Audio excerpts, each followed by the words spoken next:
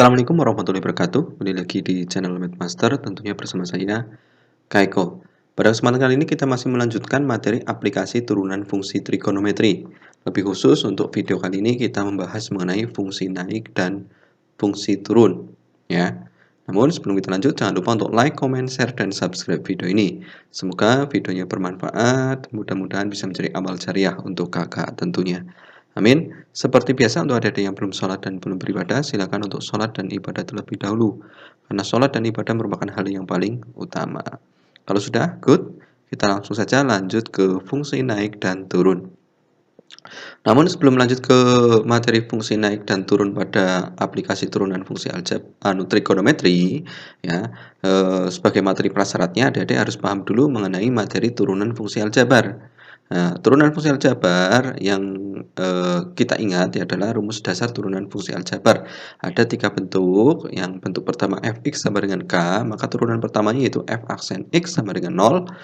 Nah, kemudian bentuk yang kedua fx sama dengan ax, maka turunan pertamanya f aksen x sama dengan a, ya, x-nya hilang, karena ini koefisien, ini variabel, k itu konstanta. Kalau turunan dari konstanta itu 0. Kalau turunan dari variabelnya x pangkat 1, ya, variabelnya hilang, tinggal koefisiennya saja. Sekarang kalau bentuk pangkat yang ketiga fx sama dengan ax pangkat n, maka f aksen x sama dengan a kalikan n kalikan x pangkat n min 1, pangkat n min 1. Lebih jelasnya kita langsung saja masuk ke contoh soalnya untuk turunan fungsi aljabar. Diketahui bentuk fungsi aljabarnya fx sama dengan 5, maka turunan pertama fungsinya fx sama dengan 5 itu masuk ke bentuk yang pertama, yaitu fx sama dengan k atau konstanta atau bilangan. Ini bilangan. Maka turunan pertamanya yaitu f aksen x sama dengan 0. Berarti sini f aksen x sama dengan 0. Pokoknya turunan dari semua bentuk yang fx-nya hanya bilangan saja tanpa memuat variabel, maka turunannya adalah 0. Gitu. Berarti turunan dari bentuk aljabar nomor 2 fx sama dengan min 3. Min 3 kan cuma bilangan, ya, konstanta, berarti masuk bentuk pertama fx sama dengan k. Turunannya yaitu f aksen x sama dengan 0. Berarti sini f aksen x sama dengan 0. Kemudian nomor 3 fx sama dengan 2x. Ini masuk ke bentuk yang mana? Fx sama dengan 2x. Kan bentuk yang kedua ini, ya, ax. 2x ini masuk ax, a-nya 2, x-nya ini tetap x. Turunan pertamanya yaitu tinggal a, x-nya hilang karena pangkat 1. X-nya hilang berarti tinggal a-nya 2, berarti f aksen x sama dengan 2. Dan turunan dari min 5x, ini nomor 4 sama, min 5x ini masuk ke bentuk yang kedua yaitu ax, a-nya min 5x. Ya, turunan pertamanya yaitu a saja, x-nya hilang. X-nya hilang, variabelnya tinggal min 5 saja turunan pertamanya. Itu f aksen x sama dengan min 5. Kemudian nomor 5, fx sama dengan 3x kuadrat. Ini masuk ke bentuk kuadrat, bentuk pangkat. Nah, bentuk pangkat turunannya masuk ke bentuk yang ketiga. Fx sama dengan ax pangkat n, di mana a-nya itu 3, n-nya itu 2. Maka turunan pertamanya f aksen x sama dengan a kalikan n, a-nya 3, n-nya 2. 3 kali 2, x pangkat n min 1, x pangkat 2 min 1. 3 kali 2, a-nya 3, n-nya 2, kalikan x pangkat n min 1, 2 min 1.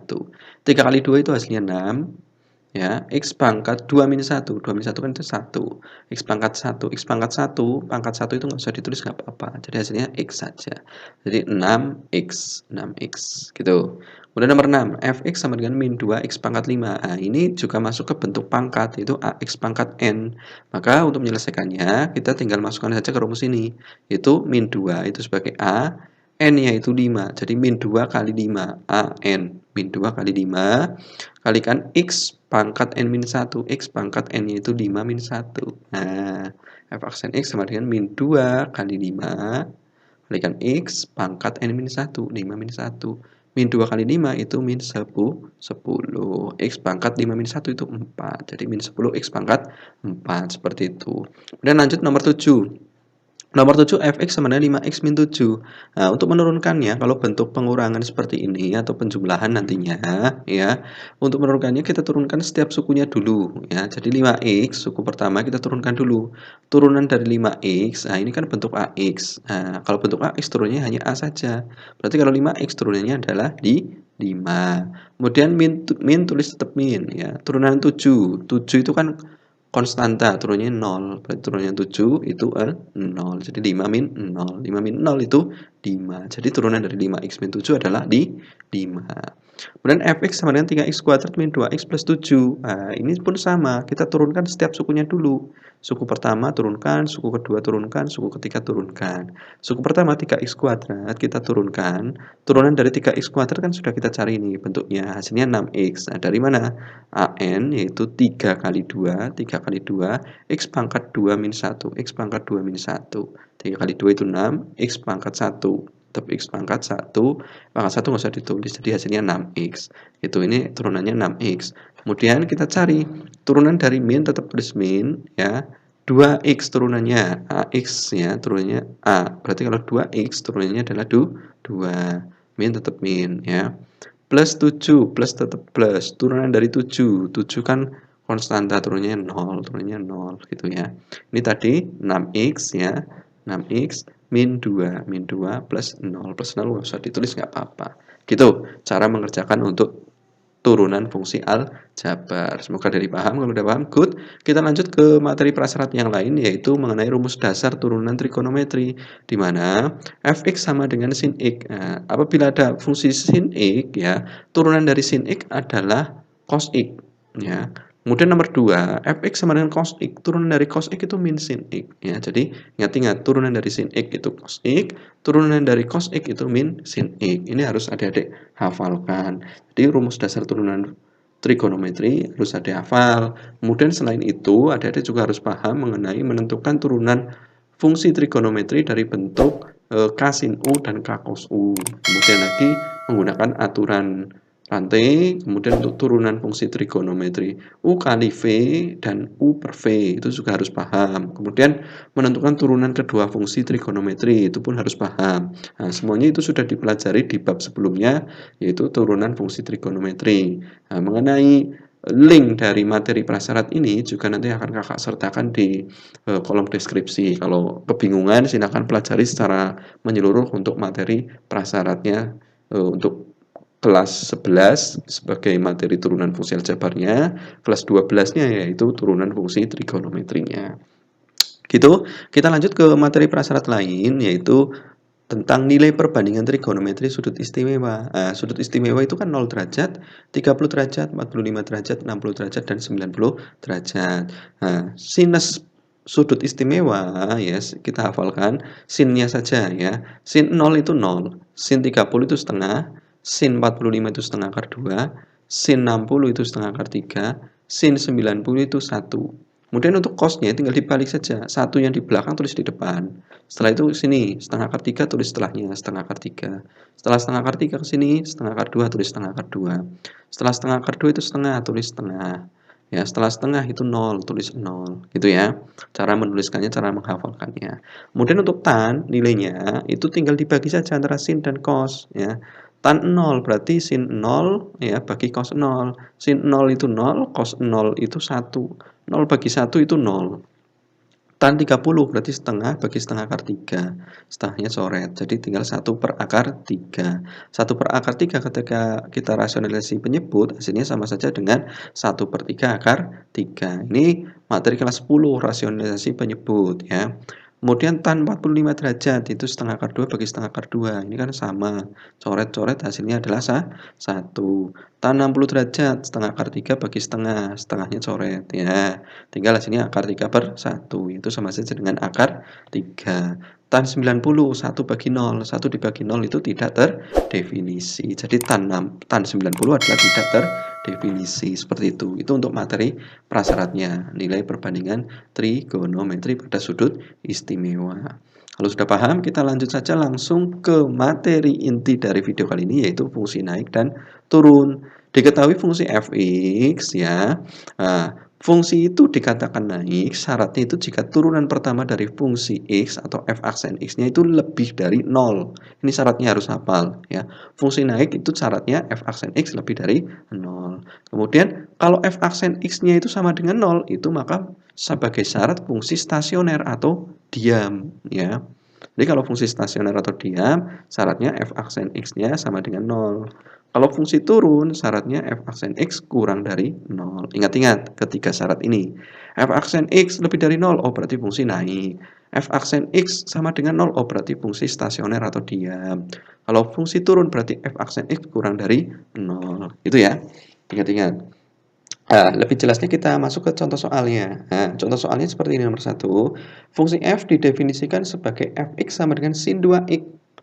Fx-nya sin 2x. Selidikilah fungsi naik, diam, atau turun di titik 30 derajat, 40 derajat, dan 60 derajat. Kita selidiki. Di titik 30 dia itu fungsi naik atau diam atau turun. Di 40 juga sama. Dia fungsi naik, diam, atau turun. Di 60 pun sama. Gitu. Kita akan cek.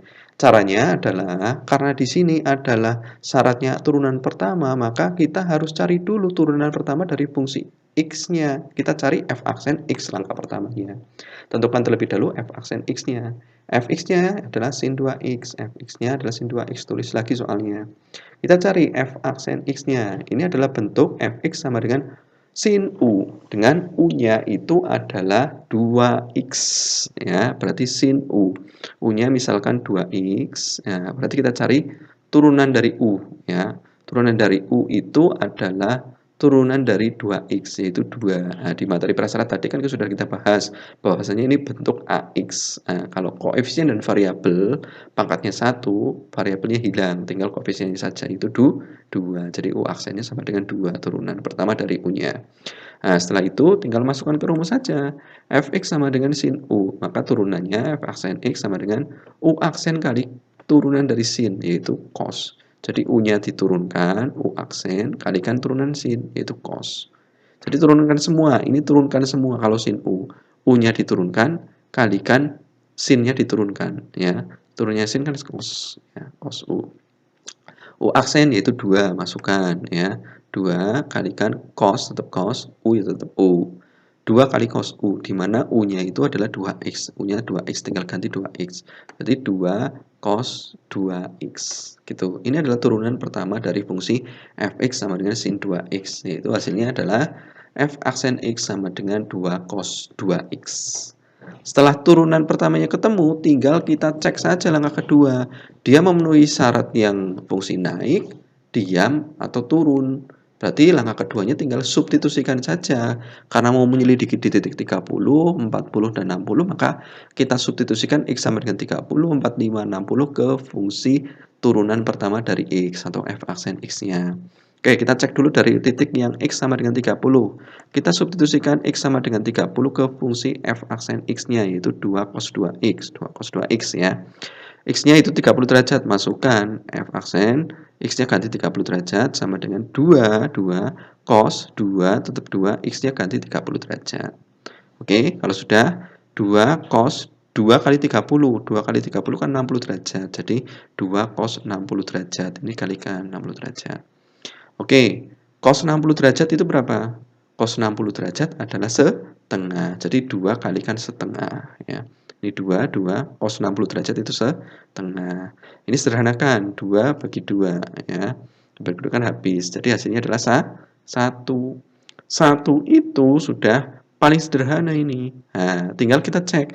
1 itu lebih dari 0 sama dengan 0 atau kurang dari 0. 1 itu ternyata kan lebih dari 0. Oleh karenanya, karena lebih dari 0, kita tuliskan F aksen X-nya lebih dari 0 juga. Itu F aksen X-nya lebih dari 0. F aksen X-nya kan ini 1. Ya, sementara 1 lebih dari 0, oh berarti F aksen X-nya juga lebih dari 0. Gitu ya. Oke, jadi karena F aksen X lebih dari 0, maka dia adalah fungsi naik. Jadi ketika di X sama dengan 30 derajat, kesimpulannya, karena F aksen X lebih dari 0, maka fungsi naik. Ya, karena ini fungsi naik. Karena F aksen X lebih dari 0, maka fungsi naik. Di titik berapa ini naik? Di titik 30 derajat. Gitu.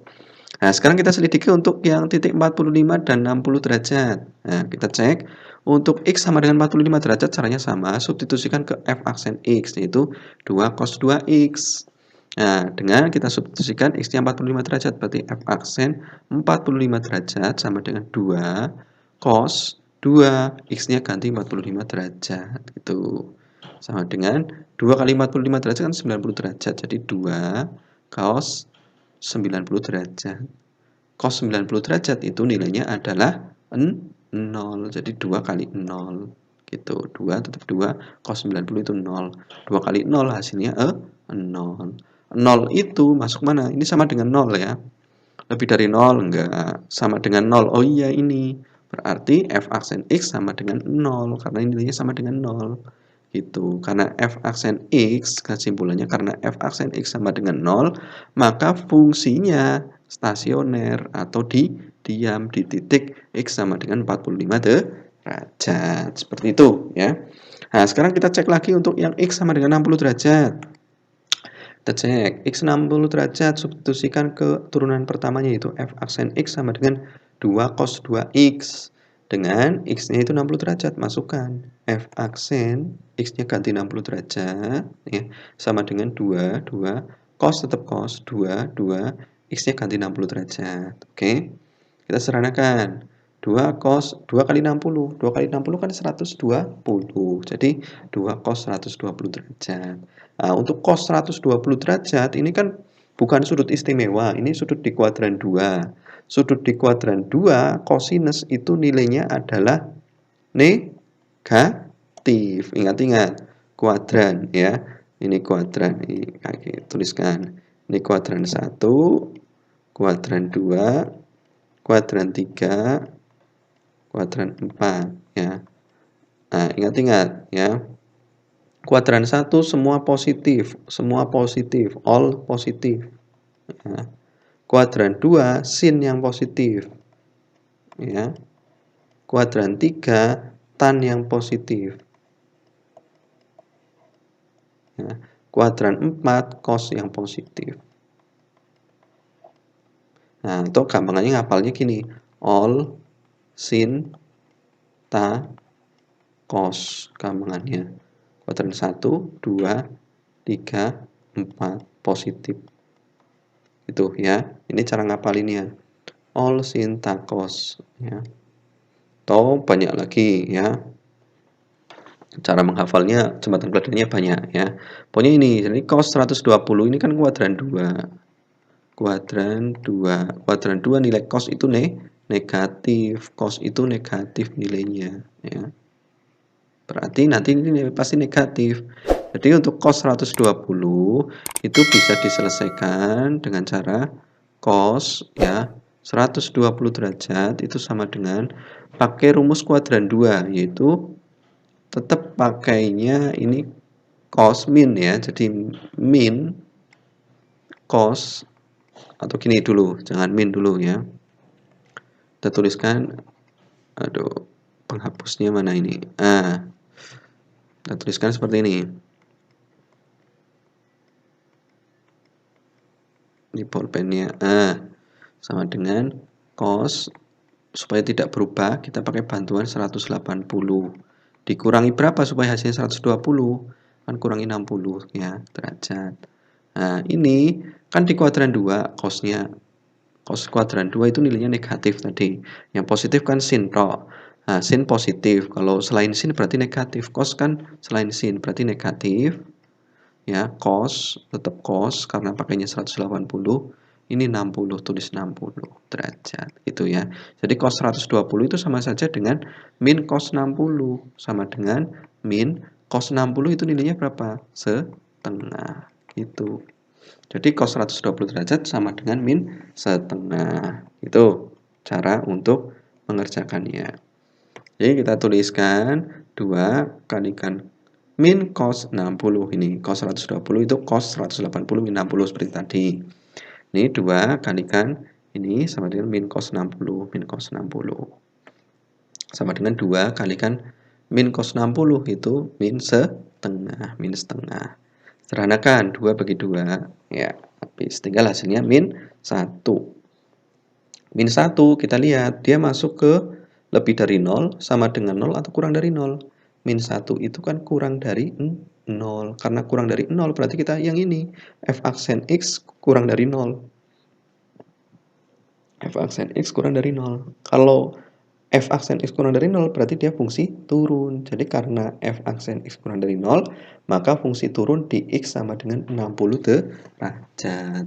Seperti itu untuk pembahasan mengenai materi fungsi naik dan turun. Kapan fungsi naik di suatu titik? Oh, ternyata jika f aksen x-nya lebih dari 0. Kapan suatu fungsi dikatakan diam di suatu titik? Oh, ternyata jika f aksen x-nya sama dengan 0. Kapan suatu fungsi dikatakan turun di suatu titik? Itu jika f aksen x-nya kurang dari 0. Ini harus hafal syarat fungsi naik, diam, dan turun. Oke, gitu saja. Semoga ada yang dipaham. Kalau udah paham, good. Kita lanjut ke latihan soal ya. Kalau belum paham, silahkan boleh diulangi lagi. Kalau belum paham, silahkan bisa dituliskan di kolom komentar kesulitannya di mana. Oke, itu saja. Kita lanjut ke latihan soal. Latihan soalnya diberikan ada 3 soal di sini. Nah, fungsi f didefinisikan sebagai fx sama dengan cos 2x. Nah, selidiki fungsi naik, diam, atau turun di titik 30, 40, dan 60 derajat. Nah, ini sama seperti tadi, seperti contoh soalnya, cara mengerjakannya. Ini soalnya sama bentuknya, cuma beda ini saja, fx-nya nilainya berapa sama titiknya, titik ujinya berapa ini. Nah, ini nanti langkah-langkahnya sama seperti contoh soal tadi. Silakan adik-adik kerjaan. Kalau ada kesulitan, silakan dituliskan di kolom komentar. Kalau tidak ada, hasil pekerjaannya sudah ketemu, silakan bisa dituliskan hasil akhirnya saja di kolom komentar, biar nanti kita cek sama-sama pekerjaannya sudah betul atau masih perlu diperbaiki. Gitu ya. Nah, sampai di sini saja kakak akhiri. Jangan lupa untuk like, comment, share, dan subscribe video ini. Semoga videonya bermanfaat dan mudah-mudahan bisa menjadi amal jariah untuk kakak tentunya. Amin. Seperti biasa, kakak akhiri. Subhanakallahumma wa bihamdika, asyhadu an la ilaha illa anta, astaghfiruka wa atubu ilaik. Sekian. Assalamualaikum warahmatullahi wabarakatuh.